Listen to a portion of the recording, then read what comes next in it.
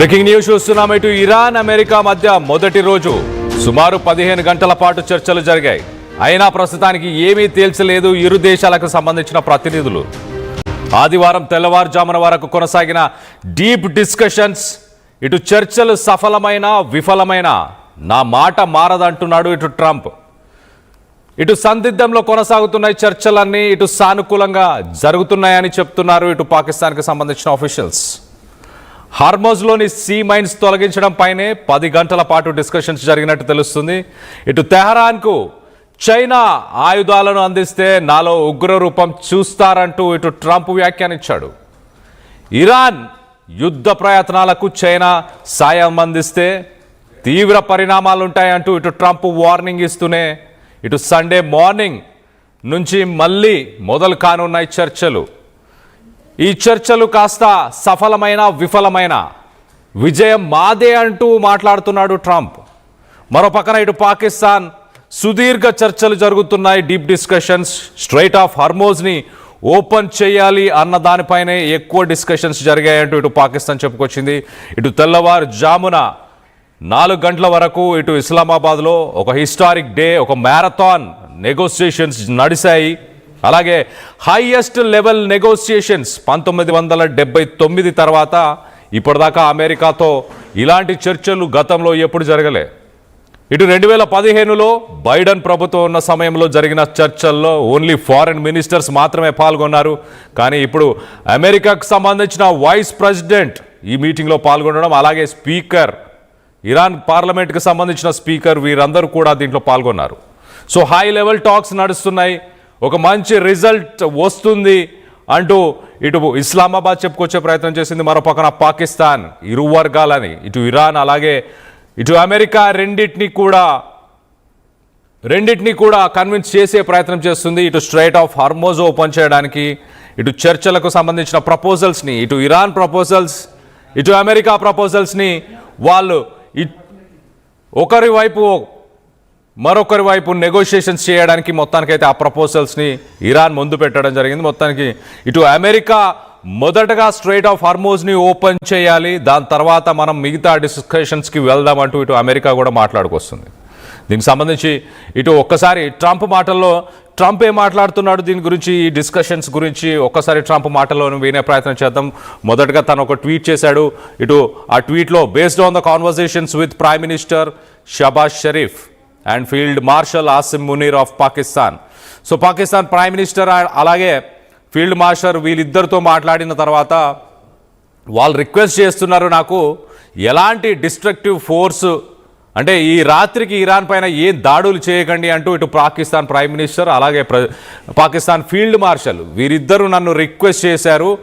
And నేను కూడా దానికి ఒప్పుకుంటూ సరే అని ఇమీడియట్గా ఆ స్ట్రైట్ ఆఫ్ హార్మోజ్ని ఓపెన్ చేయమని చెప్పండి ఫస్ట్ అని చెప్పేసి ఇటు నేను చెప్పానంటూ ట్రంప్ మాటల్లో చెప్తున్నాడు. అలాగే I agree to suspend the bombing and attack of Iran for a period of 2 weeks. 2 వారాల పాటు దాడులు చేయనని నేను ఒప్పందానికి కూడా వచ్చాను అంటూ కూడా చెప్పుకొచ్చే ప్రయత్నం చేశాడు. తర్వాత this will be a double sided cease fire. So 2 వర్గాల నుంచి అంటే 2 దేశాల నుంచి కూడా ఈ సీజ్ ఫైర్ అమలు పరుస్తున్నాము. అలాగే the reason for doing so is that we have already met and exceeded all military objects. So military పరంగా ఏవైతే కొన్ని అచీవ్మెంట్స్ ఆబ్జెక్టివ్స్ ఉండేనో అవన్నీ మేము అచీవ్ చేసేసాం కాబట్టి ఈ సీజ్ ఫైర్ ఒప్పందానికి మేము ఒప్పుకుంటున్నాము అంటూ ఇటు ట్రంప్ చెప్పే ప్రయత్నం చేశాడు. మరో పక్కన and very far along with a definitive agreement concerning long-term peace with Iran and peace in the Middle East. We have received a 10-point proposal from the Iran and believe it is workable basis on which to negotiate. So Iran ఒక 10 pointsకి సంబంధించిన ఒక ప్రపోజల్ని మాకు పెట్టింది. ఆ points maximum negotiate చేసి దాంట్లో కొన్ని పాయింట్స్ని మేము నెగోషియేట్ చేయాలనుకుంటున్నాం, మిగతా అన్ని వర్క్ అవ్వబోతున్నాయి, మిగతా అన్ని మేము అగ్రీ చేయబోతున్నాం అంటూ ఇటు ట్రంప్ చెప్తున్నాడు. అలాగే almost all of the various points of past contention have been agreed to between the United States and Iran, but a 2-week period will allow the agreement to be finalized and consummated. On behalf of United States of America as President and representing the countries of Middle East, have this long term problem close to resolution. So మొత్తానికైతే ఇటు middle east కంట్రీస్కి నేను ఒక representative, America ఒక రిప్రజెంటేటివ్గా మేము మాట్లాడుతున్నాం. Middle eastern కంట్రీస్లో Gulf దేశాలకు కూడా శాంతి దక్కాలి అన్న ఉద్దేశంతోనే ఇదంతా నేను చేస్తున్నాను. మిలిటరీ పరంగా ఏవైతే అచీవ్మెంట్స్ని మేము సాధించాలనుకున్నామో అవన్నీ కూడా సాధించేశాము అంటూ ఇటు ట్రంప్ చెప్తున్నాడు. మరోపక్కన చైనా గనక ఇరాన్ని ఉసిగొల్పినా, చైనాకి ఆర్మీ వెపన్స్ని సపోర్ట్ చేసిన, సప్లై చేసిన, యుద్ధం కోసం ప్రేరేపించినా కూడా దాని పర్యావాసాలు మామూలుగా ఉండవు అంటూ ఇటు ట్రంప్ చెప్పుకొచ్చే ప్రయత్నం చేశారు. ఒకసారి ట్రంప్ దీని గురించి ఆయన అలాగే దీని గురించి మాట్లాడిన మాటలు కూడా ఒక్కసారి వినే ప్రయత్నం చేద్దాం. ఈ డిస్కషన్స్ గురించి, అలాగే ఈ మిడిల్ ఈస్ట్లో ఉన్న ఈ టెన్షన్స్ గురించి ఏం మాట్లాడుతున్నాడో విని దాన్ని కూడా విశ్లేషించే ప్రయత్నం చేద్దాం. We're going to see what happens. We're in very deep negotiations with Iran. We win regardless. We've defeated them militarily. They've dropped a couple of water mines. You call them water mines in the boat. We've defeated all of their water boats too. Their navy has gone 158 ships.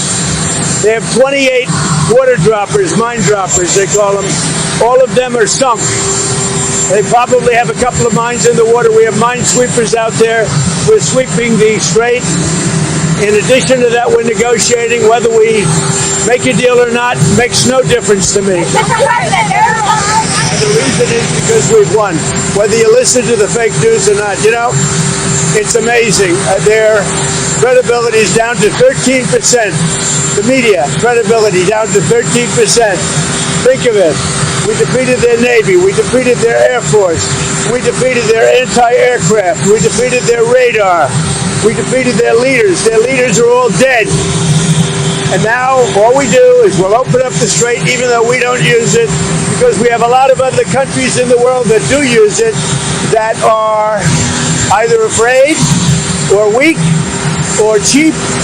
I don't know what it is, but we were not helped by NATO, that I can tell you. We're going to see what happens. We're in very deep negotiations with Iran. We win regardless. We've defeated them militarily. Getting a lot of reports. They've been meeting for many hours, as you probably have noticed. We'll see what happens. Look, regardless, we win. Regardless what happens, we win. We've totally defeated that country. And so let's see what happens. Maybe they make a deal, maybe they don't. From the standpoint of America, we win. One other thing that's happening is that boats are sailing up.